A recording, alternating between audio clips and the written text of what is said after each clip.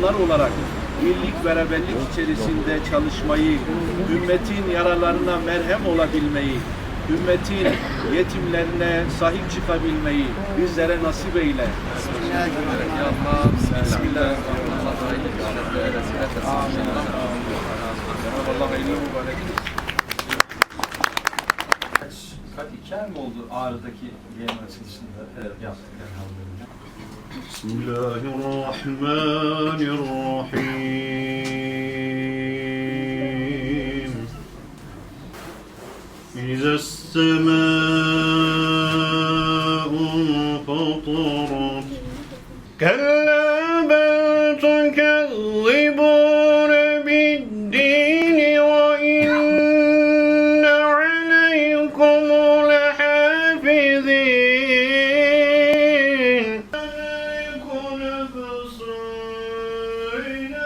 Çok güzel bir birliktelikte bir araya getirdi Rabbim bizleri. Allah'a hamd ediyoruz. Bu birlikteliklerin çok güzel, hayırlı çıktıları olacağına açıkçası inanıyoruz.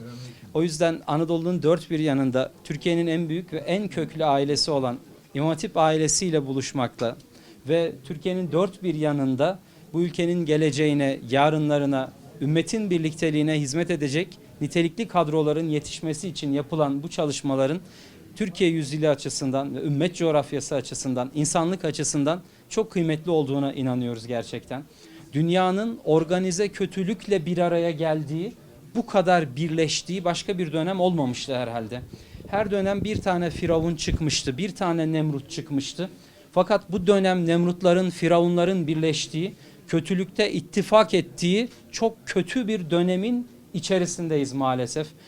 Görüyoruz, yaşıyoruz bizzat. Filistin'deki, Gazze'deki katliamı, oradaki zulmü görürken herhalde bu insanlığın böyle ulaştığı zirve noktadır derken üstüne daha kötüleriyle karşılaştığımız bir dönemi yaşıyoruz. Şu dönemde yeryüzünün tek kurtuluş çaresi olan İslam'a sarılmış kadrolar olarak, Müslümanlar olarak çok daha bir ve beraber olmamız, çok daha aktif ve güçlü bir şekilde sahada var olmamız gereken bir dönem olduğuna inanıyoruz. O yüzden bu tip çalışmalar, bu birliktelikler bizler açısından çok büyük anlam ve değer ifade ediyor. Anadolu'nun dört bir noktasında bugün İmam Hatip camiası olarak 680 farklı mezun derneğimizle birlikte Anadolu'dan başlayan bir insanlık hareketi, bir iyilik hareketini yeniden harlamak, yeniden ayağa kaldırmak istiyoruz açıkçası. 600 yıl ümmet coğrafyasının ve insanlığın tamamına bir kurtuluş adası olarak hizmet etmiş, adaletin ve merhametin yayılması ve temellenmesi, tesisi için mücadele etmiş bir medeniyetin mirasçıları olarak bugün üzerimize düşen çok büyük vazifeler olduğuna inanıyoruz. O yüzden anın vacibini yerine getirerek hiç durmadan, hiçbir soruna, hiçbir probleme aldırış etmeden çok daha fazla çalışmamız gerektiğine inanıyoruz. İmam Hatip camiası bu ülkenin mayasıdır. Bu ülkenin özünü, rengini temsil etmektedir. O yüzden İmam Hatip okullarımızdaki gençlerimize ulaşmak, onlarla geleceğe, Türkiye yüzyılını inşa etmek için çok daha fazla çalışma yapmamız gerektiğine inanıyoruz. Nasıl ki Türkiye'nin ilk 100 yılının İhya ve inşa hareketinde, özellikle son çeyreğinde İmam Hatipli kardeşlerimizin, hocalarımızın, büyüklerimizin, başta Sayın Cumhurbaşkanımızın ne kadar büyük etkisi, katkısı, katma değeri olduğunu gördük. Ümmet coğrafyasının tamamında aslında yüzleri güldüren, oraya yardımları ulaştıran, orada bir nebze de olsa kurtuluş umudunu diri tutan, Allah razı olsun, Cumhurbaşkanımız oldu. İmam Hatipli kadrolar oldu.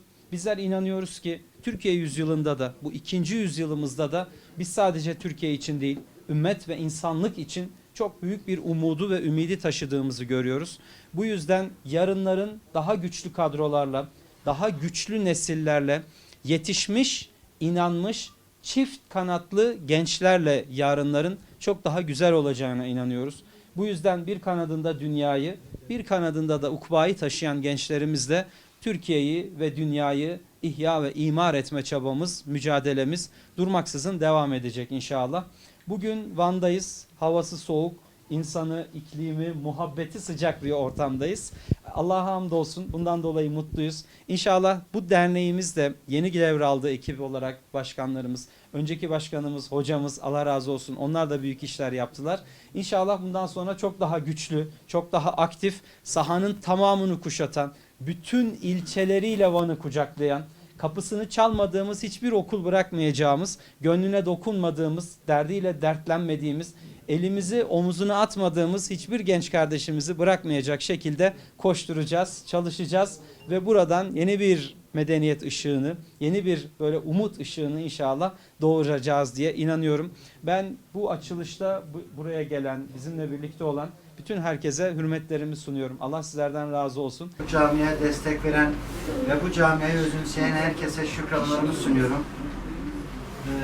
Buradan da bütün mezunlarımıza ve mensuplarımıza da bir duyuruda bulunmak istiyorum. Yarın inşallah Kızılay'la birlikte Türkiye'de 81 ilde Önder Genel Merkezi ve Önder Başkanlığı'nın başlatmış olduğu kan aciliyet değil, hayattır, yaşamdır.